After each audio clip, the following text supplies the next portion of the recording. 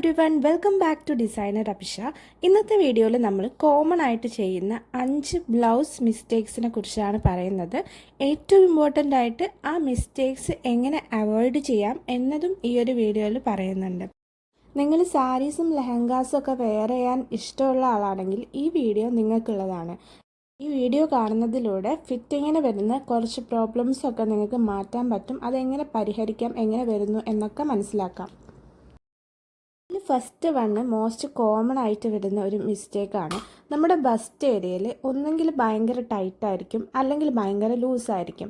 ഭയങ്കര ടൈറ്റായി കഴിഞ്ഞാൽ ഇപ്പോൾ ഫ്രണ്ട് ഹുക്കൊക്കെ വരുന്ന ബ്ലൗസ് ആണെങ്കിൽ ആ ഹുക്ക് വരുന്ന ഭാഗത്ത് ഇങ്ങനെ വലിഞ്ഞു വരും, ചില സമയത്ത് ഗ്യാപ്പുകൾ വരും. ഈ ഒരു ഫസ്റ്റ് ഇമേജിൽ കാണുന്ന പോലെ നിങ്ങൾക്ക് മനസ്സിലാവും. അതേപോലെ തന്നെ ഇനിയിപ്പോൾ ലൂസാണെങ്കിൽ, ബസ്റ്റ് ഏരിയ ലൂസാണെങ്കിൽ സെക്കൻഡ് കാണുന്ന ഇമേജ് പോലെ ആ ഒരു ചെസ്റ്റിൻ്റെ ഏരിയ ഷേപ്പ്ലെസ് ആയിട്ട് ഒരു ഭംഗിയില്ലാതെ കിടക്കും. ബ്ലൗസിൻ്റെ ഇമ്പോർട്ടൻസ് എന്ന് പറയുന്നത് നമുക്ക് നല്ല ഷേപ്പും ഭംഗിയൊക്കെ തരുന്നൊരു ഔട്ട്ഫിറ്റാണ്, അല്ലെങ്കിൽ ഒരു ഗാർമെൻ്റാണ് ബ്ലൗസ്. അപ്പോൾ അതിങ്ങനെ കിടക്കുന്നത് അത്ര സുഖമുള്ള കാര്യമല്ല. അപ്പോൾ ഇതെങ്ങനെ പരിഹരിക്കാമെന്ന് വെച്ചാൽ സിമ്പിളായിട്ടുള്ള കാര്യം ചെയ്താൽ മതി. ഒന്നാമതായിട്ട് നമ്മൾ ഡാഡ്സും അതേപോലെ തന്നെ പ്രിൻസസ് സീമും കറക്റ്റ് പൊസിഷനിലാണോ എന്നുള്ളത് ഉറപ്പ് വരുത്തുക. ചില സമയത്ത് ഈ പ്രിൻസസ് കട്ടിൻ്റെ സ്റ്റിച്ചൊക്കെ കുറച്ച് സൈഡിലേക്കായി പോകും. അങ്ങനത്തെ സമയത്തൊക്കെ ബസ്റ്റിൻ്റെ ഫിറ്റിങ്ങിനെ അത് ബാധിക്കും. അതേപോലെ തന്നെ വേറെ ഏത് മെഷർമെൻറ്റിന് കുഴപ്പം വന്നാലും ബസ്റ്റ് മെഷർമെൻറ്റ് കറക്റ്റായിട്ട് എടുക്കണം എന്നുള്ളത് ശ്രദ്ധിക്കുക. അത് ആൾട്ടർ ചെയ്യാനും എളുപ്പമാണ്. ഇനിയിപ്പോൾ അഥവാ സ്റ്റിച്ച് ചെയ്ത് കഴിഞ്ഞിട്ട് ബസ്റ്റ് ശരിയായിട്ടില്ലെങ്കിൽ നമുക്കത് ആൾട്ടർ ചെയ്തെടുക്കാൻ പറ്റും. അല്ലെങ്കിൽ എക്സ്ട്രാ ഡാഡ്സൊക്കെ ഇട്ട് കഴിഞ്ഞാൽ അത് പരിഹരിക്കാൻ പറ്റും. നമ്മൾ ഇട്ട് കഴിഞ്ഞിട്ട് എന്തെങ്കിലും മിസ്റ്റേക്സ് ഉണ്ടെങ്കിൽ അപ്പോൾ തന്നെ അത് സ്റ്റിച്ചിങ് സെൻറ്ററിലോ അല്ലെങ്കിൽ ബുട്ടീക്കിലോ എവിടെയാണെങ്കിലും അത് പറഞ്ഞ് അത് ശരിയാക്കുക എന്നുള്ളതാണ് ഇതിനുള്ളൊരു റെമഡി എന്ന് പറയുന്നത്. നെക്സ്റ്റ് നമ്മൾ നോക്കേണ്ടത് നെക്ക് ലൈൻസ് ആണ്. നമ്മുടെ ബോഡി ഷേപ്പിന് ചേരുന്ന നെക്ക് ലൈൻസ് ആണോ എന്നുള്ളത് നമ്മൾ ഉറപ്പ് വരുത്തണം. ബ്ലൗസിൻ്റെ നെക്ക് ലൈൻ എന്ന് പറയുമ്പം വേറെ ഔട്ട്ഫിറ്റ്സ് പോലെയല്ല, അതിന് വളരെ ഇമ്പോർട്ടൻസ് ഉണ്ട്. നമ്മുടെ ഹോൾ ലുക്കിനെ ബാധിക്കുന്നു. ബോട്ട് നെക്ക് അല്ലെങ്കിൽ സ്മോൾ നെക്കുകളൊക്കെ കുറച്ച് ഹൈറ്റ് കൂടുതലുള്ളവർക്കും അതേപോലെ മെലിഞ്ഞ ശരീരപ്രകൃതം ഉള്ളവർക്കുമാണ് കൂടുതൽ ചേരുന്നത്. നമുക്ക് ഹൈറ്റ് കുറവാണെങ്കിൽ, വണ്ണം കൂടുതലുണ്ടെങ്കിൽ ചെറിയ നെക്കുകൾ, ബോട്ട് നെക്ക് പോലെയുള്ള നെക്കുകളൊന്നും നമ്മുടെ ശരീരത്തിന് അത്ര സ്യൂട്ടാവില്ല. അത് ബ്ലൗസിൻ്റെ കേസിലും അങ്ങനെ തന്നെയാണ്. എല്ലാ ബോഡി ടൈപ്പിനും സ്യൂട്ടാവുന്ന മെയിനായിട്ടുള്ള നെക്ക് ലൈൻ വി നെക്കാണ്. അതേപോലെ തന്നെ സ്വീറ്റ് ഹാർട്ട് നെക്ക് കുറച്ച് ഡീപ്പായിട്ട് ചെയ്യുമ്പം അതും ഒരുവിധം ബോഡി ടൈപ്പിനൊക്കെ ചേരുന്നതാണ്. പിന്നെ അടുത്തൊരു മിസ്റ്റേക്സ് ആണ്, നമ്മൾ ഇതേപോലെ വൈഡ് ഡീപ്പായിട്ടുള്ള ബാക്ക് നെക്ക് വെച്ചിട്ട് അതിന് ഒരു സപ്പോർട്ട് കൊടുക്കുന്നില്ല എന്നുള്ളത്. ചില സമയത്തൊക്കെ നമുക്ക് കാണാം ഭയങ്കര ഡീപ്പും ഭയങ്കര വൈഡും ആയിരിക്കും നെക്ക്, പക്ഷേ അത് ചുളിഞ്ഞിരിക്കും, സൈഡിലൊക്കെ ചുളിഞ്ഞ് നെക്കിന് ഷേപ്പൊന്നും ഉണ്ടാവില്ല, വെറും ഡീപ്പും വൈഡും മാത്രമേ ഉണ്ടാവുള്ളൂ. അപ്പോൾ അങ്ങനത്തെ പ്രശ്നങ്ങളൊക്കെ പരിഹരിക്കാൻ നിങ്ങൾ ഒരുപാട് ഡീപ്പ് ഒരുപാട് വൈഡും ഒക്കെ കൊടുക്കുന്ന സാഹചര്യത്തിൽ ഒന്നെങ്കിൽ ഒരു ഡോറ് കൊടുക്കുക, അല്ലെങ്കിൽ സപ്പോർട്ടിംഗ് ആയിട്ട് എന്തെങ്കിലും ഒന്ന് കൊടുക്കണം. എന്നാൽ മാത്രമേ നമുക്ക് ആ ഷേപ്പ് മെയിൻറ്റെയിൻ ചെയ്യാൻ പറ്റുള്ളൂ.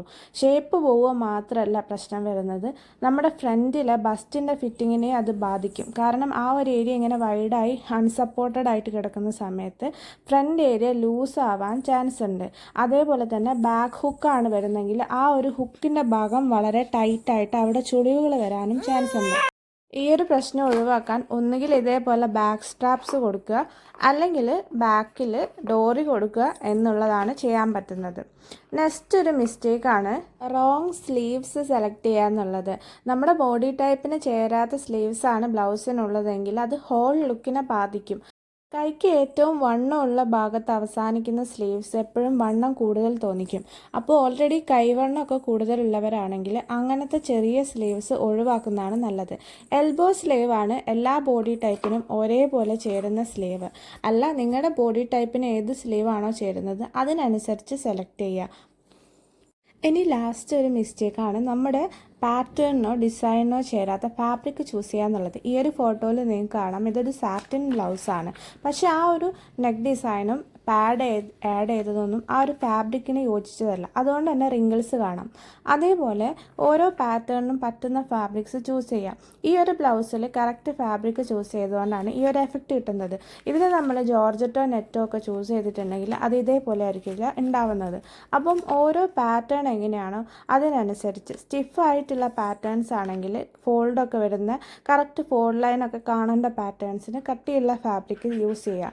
ഫ്ലോയി ആയിട്ടുള്ള പാറ്റേൺ, ഫോർ എക്സാമ്പിൾ ബെൽ സ്ലീവ്സോ ബട്ടർഫ്ലൈ സ്ലീവ്സോ അങ്ങനെയുള്ള കേസിലൊക്കെ ഫ്ലോയി ആയിട്ടുള്ള ജോർജറ്റ് പോലെയുള്ള അല്ലെങ്കിൽ നെറ്റ് പോലെയുള്ള ഫാബ്രിക് യൂസ് ചെയ്യാം. പിന്നെ ട്രാൻസ്പെറൻറ്റ് വേണ്ട കേസിൽ ജോർജറ്റോ അതേപോലെ തന്നെ നെറ്റോ യൂസ് ചെയ്യാം. അങ്ങനെ ഓരോ പാറ്റേൺ അനുസരിച്ച് ഫാബ്രിക് ചൂസ് ചെയ്ത് കഴിഞ്ഞാൽ പെർഫെക്റ്റ് ആയിട്ട് കിട്ടുള്ളൂ. ഈ ഇമേജ് അതിനുള്ളൊരു പെർഫെക്റ്റ് എക്സാമ്പിളാണ്. ഒരേ ടൈപ്പ് സ്ലീവ്സ് 2 ടൈപ്പ് ഫാബ്രിക്കിൽ ചെയ്തതിൻ്റെ ഒരു ഡിഫറൻസ് ആണ് നമ്മൾ കാണുന്നത്. ജോർജറ്റിലുള്ളത് ഫ്ലോയി ആയിട്ട് കിടക്കുന്നുണ്ട്, സിൽക്ക് പോലെയുള്ള കട്ടിയുള്ള തുണിയിൽ ചെയ്യുമ്പം.